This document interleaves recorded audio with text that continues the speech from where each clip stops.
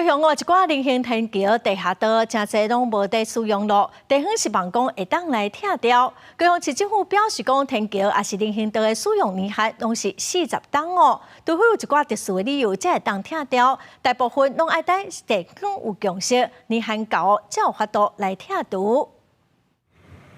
去年12月，高雄经过3个风台，连接高雄三明区民族国小甲正兴国中的桥天棚歹去，加上平常使用率无悬，明代找相关单位会勘，希望拆除。过了4个月，天棚已经拆除，但是桥顶也是看到四界有人黑白画，嘛有看到杂草，互当地里长搁再画画爱拆桥。走那个斑马线。斑马线啊？为什么不选择天桥？老人家脚不好，膝盖不好。为什么会不想要走天桥？ 它下面可以过马路啊，所以你就会觉得天桥就没有必要。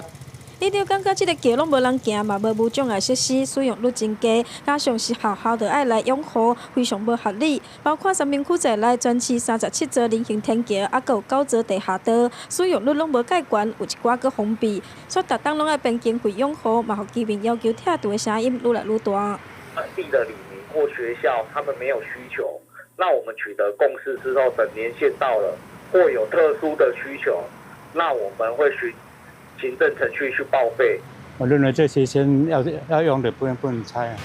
市府会议全市将近2000座桥，公务局维护777座，其中包括一部分人行天桥甲地下道，每一档检测甲维护工程预算大约1亿2000万。但是每一座桥拥护的费用无同款，无法度单一量化。